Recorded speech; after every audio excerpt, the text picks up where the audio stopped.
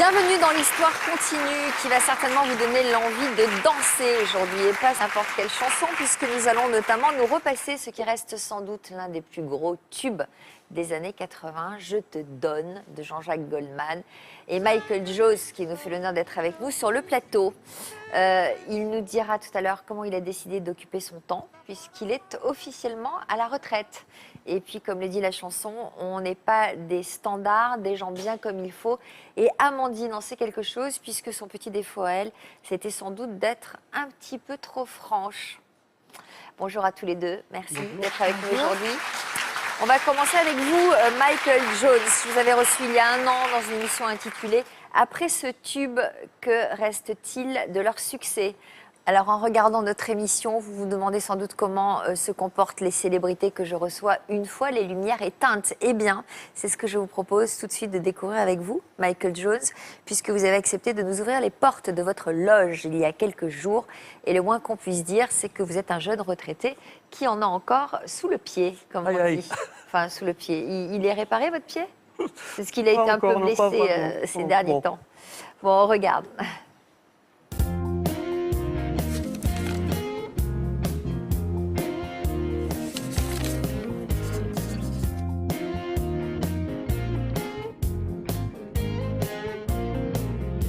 C'est-à-dire que c'est une vraie histoire de vie. Cette belle histoire, c'est avec la musique que Michael Jones la vivait. Auteur, compositeur et interprète, il était aussi connu pour ses collaborations avec son ami Jean-Jacques Goldman. Comment vous vous êtes rencontrés tous les deux? J'ai fait une audition pour le remplacer dans un groupe qui s'appelait Taifong. Et finalement, on est restés dans le groupe ensemble. C'était une espèce de coup de foudre artistique et humaine. Le jour où on s'est rencontrés, on est devenus tout de suite copains. C'est comme ça, je ne sais pas pourquoi. Vous diriez quoi? Il y a une complémentarité?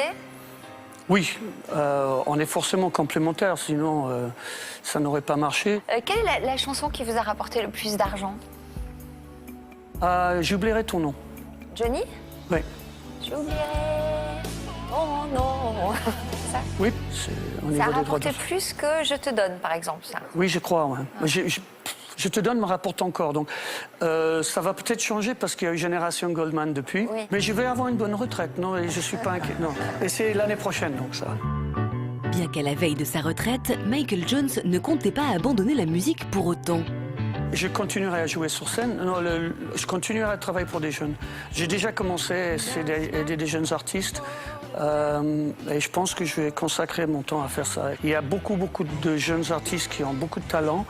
Et aujourd'hui, les maisons de disques n'investissent plus dans les jeunes talents. Donc, c'est essayer de leur mettre un peu le pied à l'étrier.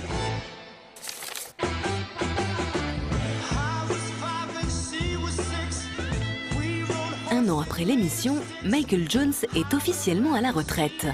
Mais cela ne l'a pas empêché de repartir pour une nouvelle tournée. Première. C'est juste un truc écrit sur du papier comme quoi, moi ça y est, je suis arrivé à l'âge. De toute façon, moi, la musique fait partie de ma vie. Je jouerai toujours de la musique, c'est ma passion. Je vois un tas de mecs qui ont fait du vélo toute leur vie, même à la retraite, jusqu'à leur mort, ils vont faire du vélo. Mais moi, la musique, c'est mon vélo. Ce qui me plaît tant, c'est qu'on prend vraiment du plaisir à jouer ensemble. Le public prend du plaisir avec nous. C'est juste exceptionnel. Un partage avec le public, mais aussi avec de jeunes artistes. Et depuis son témoignage dans l'émission, les collaborations se sont multipliées. J'étais submergé par des emails de personnes qui m'envoyaient des chansons.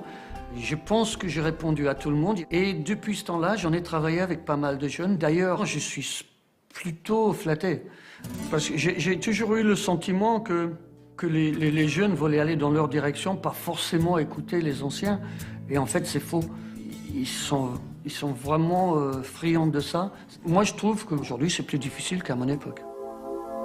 40 ans après ses premiers pas sur le devant de la scène, Michael Jones reste émerveillé par tout ce qu'il a accompli dans la musique. J'ai pas vu le temps passer. Je me rappelle comme si c'était hier, le jour où je suis arrivé en France et que j'ai rencontré les musiciens avec qui j'ai débuté en France. En fait, j'ai fait au-delà de tout ce que j'aurais pu rêver. J'ai joué avec des artistes fantastiques, j'ai fait le tour du monde, je suis passé à la télé. Faut pas déconner, c'est énorme. Jamais j'aurais pu rêver faire ça. T'es mon ami. Un accomplissement professionnel qui impressionne ses amis, le chanteur Michelangelo ainsi que l'humoriste Selig. Je pense que c'est un vrai artiste. C'est pour ça peut-être qu'on s'entend aussi bien, parce qu'il a un amour de la scène, un amour du public inépuisable. Je crois que Monsieur Jones, Mr. Jones, est vraiment aimé par le public français.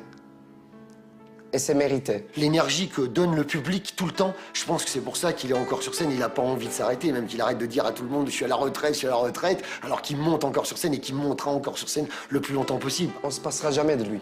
Et en résumé, il aime les gens. Et c'est une qualité importante chez les artistes. C'est un ami fidèle, c'est vraiment, ça le définit comme ça.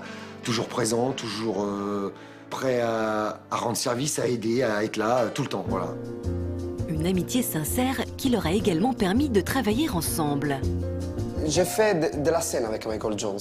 Et on s'amusait comme des fous parce que Michael Jones, il sort les chansons au dernier moment, il s'est improvisé un concert. C'est génial de faire ça avec lui. Il m'a demandé, en toute simplicité, si je pouvais l'aider à faire le lien entre les chansons dans le concert. Comment amener une chanson, comment l'amener avec ou sans humour. Et vice-versa, il a bossé avec moi pour des musiques, pour des chansons, pour des choses comme ça dans mes spectacles. Je l'observe, parfois je l'observe. C'est une sorte de modèle. Il y a des choses que je n'oublierai pas, que j'ai vues chez lui. Une forme de politesse envers les gens, une forme de partage. J'ai appris ça chez lui. Partira de nuit l'heure où l'on doute que demain revienne encore. C'est à Mouilleron-le-Captif, en Vendée, que Michael Jones et ses musiciens ont posé leurs instruments. Perdra tous les nords.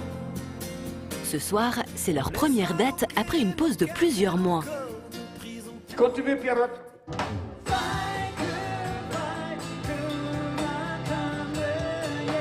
C'est mon premier concert depuis les vacances, donc je suis super content d'être là et la salle sonne bien. Non, c'est génial. Jackie, est-ce que tu te réserves un peu pour ce soir là? C'est juste parce que je t'entendais pas beaucoup. C'est très important pour moi qu'entre nous, il y a cette espèce de joie de vivre. C'est pour ça que les concerts se passent bien, je crois.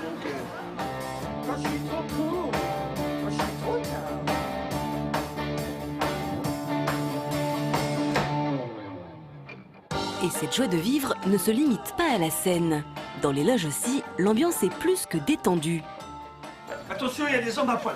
Non, non, pas encore. Ah non, pas encore. Ah, c'est chaud. 1, 2, 3, 1, 2. Ils ont le track avant de monter sur scène, je connais pas. Le track de ça, oui. Ça, j'ai un track énorme de l'objectif, mais pas de la scène. Maintenant, c'est un grand moment de la soirée. Je vais mettre mes lunettes de chanteur. Alors, vous êtes beaucoup plus jolis comme ça. Bravo. Et ceci, c'est un truc très important.